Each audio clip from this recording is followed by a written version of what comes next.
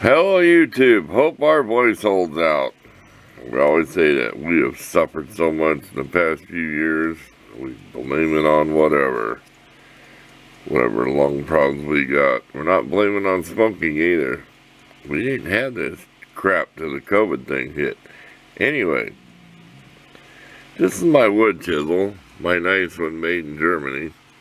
Well, I used it to cut into some ductwork tin on the furnace. I had to do it. I needed a sharp tool. We have a habit of doing these on sandpaper where this gets rounded. We took our small files we use on our knives, you've seen them, them little round ones, diamond files, in this, and we made this flat again, okay? So we made it so it doesn't come the way I had it. It doesn't kind of roll over like a lawnmower blade. We wanted it as flat as we could and as straight as we could get it. And you kind of have a guideline to go by if you look how the chisel's made. See that? The problem is getting an edge. Well, we're poor. We don't have a lot of tools. Sandpaper folded up. Okay, that's 220. If you look, let me get my pointer. If you look, this is different colored because I'm shining it. Now, with my sandpaper and my file, you can go like this way. I always say to crosshatch, keep it flat. Well, I did all that. Plus, I went straight off of it with the chisel. Now we're down here just printing a little bitty edge on it.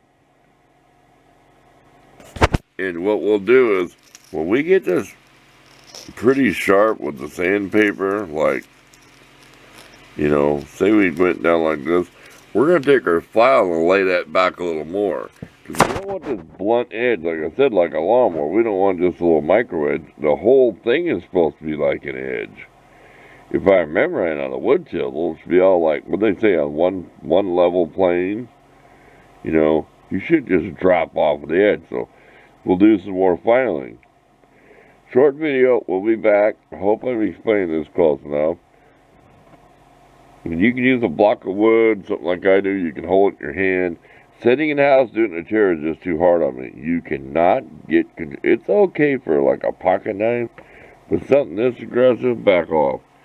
Something this aggressive, you can't be holding it in your hand and doing that. You got to have this down on something solid. I think I explained enough. I'm terrible at explaining this. People like, what kind of video is this? We don't know what he's talking about. No, we'll be back. We'll do a little more work, and then we'll show you what it looks like.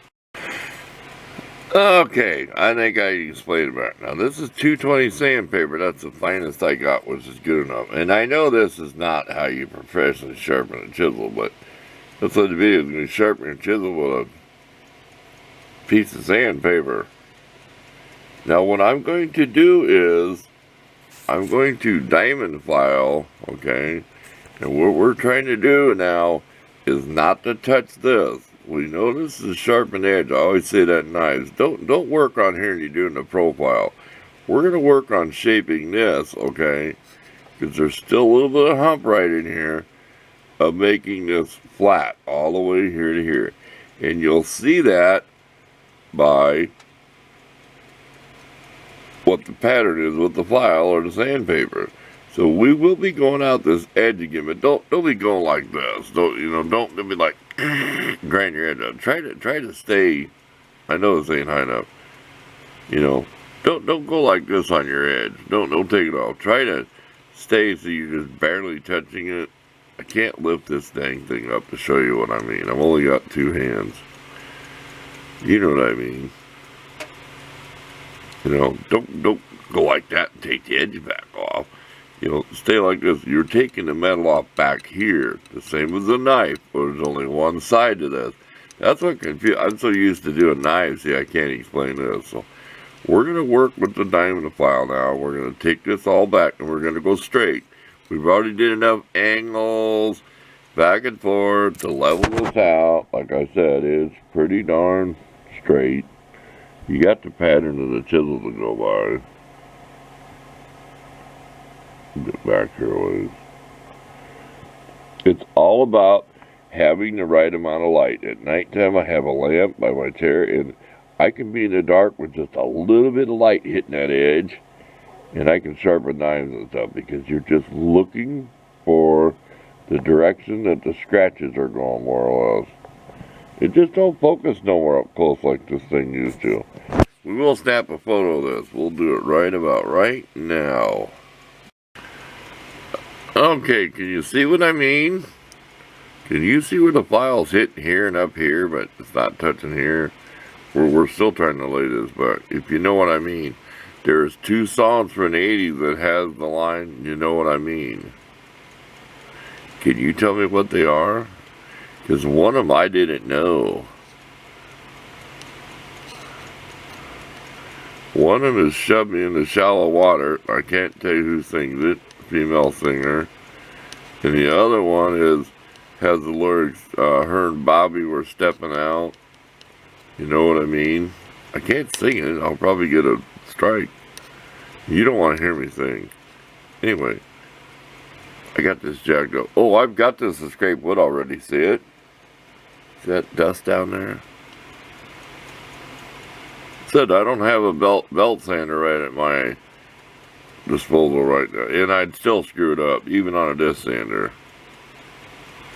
Yeah, we're going to lay this edge back just a little more because it's too blunt. It's like this. You see, I had to sharpen my edge to get it sharp. And here's another thing. I messed up. I took too much off the back. See that? That should not be like that. But the way I've used tools and go under stuff, this is going to be used for more than a wood chisel.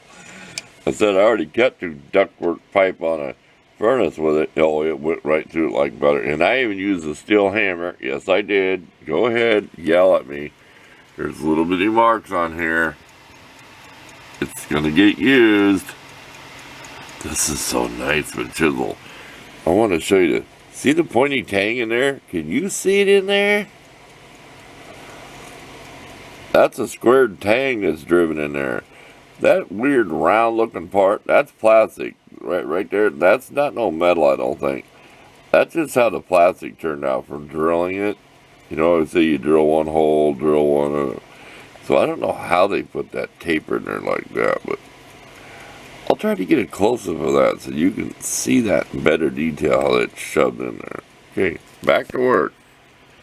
Okay, here's a good example. We're filing straight now. We're going off like this. You see how it's covered? See how that's darker? Don't file there. That's a shallow spot. You have to take more off back here. Don't go down there and file that just so it looks good. That's a shallow spot. You're not hitting it. See how it's touching right here? And slowly it's not touching. Back off.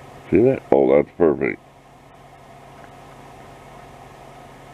Yeah, don't file there where it's dark. That's where it's not touching. That's a low spot. It's kind of like doing body work with a chisel.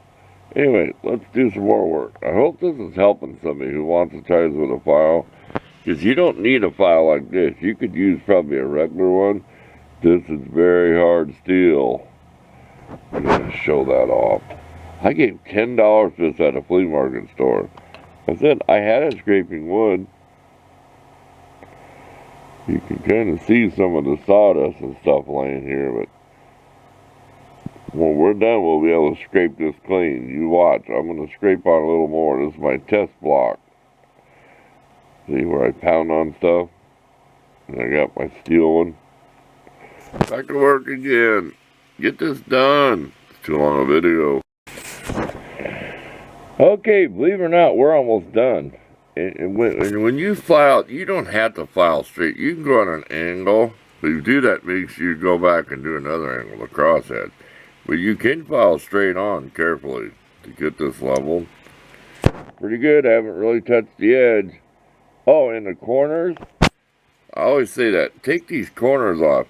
It's kind of like a knife out on a tip. You really got to work on it because it's always going to be fatter out here.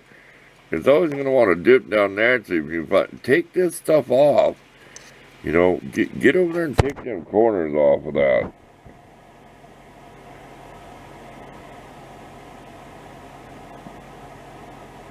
You can see the corners how shiny they are. See that? As it comes up.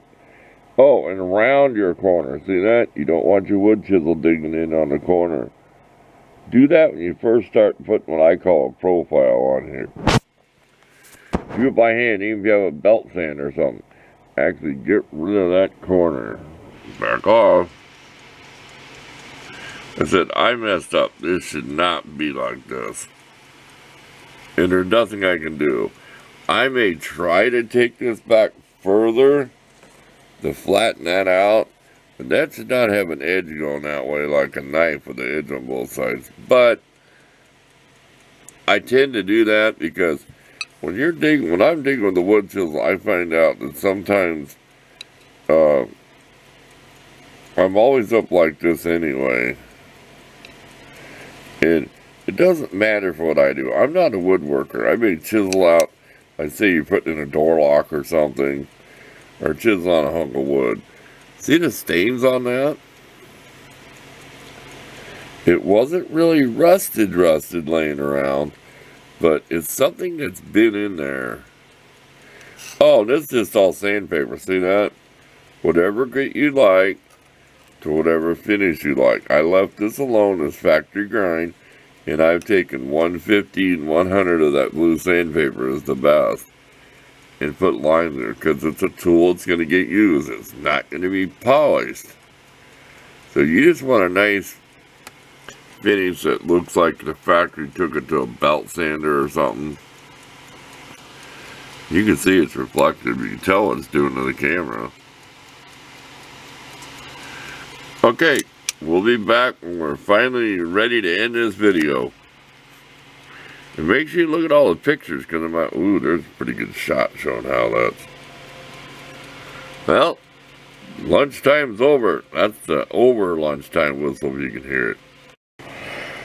Well, we are done. We did our famous crosshatch with the sandpaper. It is sharp. I've been scraping on this piece of wood. It is slick. It's that MDF stuff. And I've been getting stuff off it. And this is even curved, so that's even harder. So it's doing what I want to do with. I'm going to use it more for a scraper than a wood chisel, which I usually do.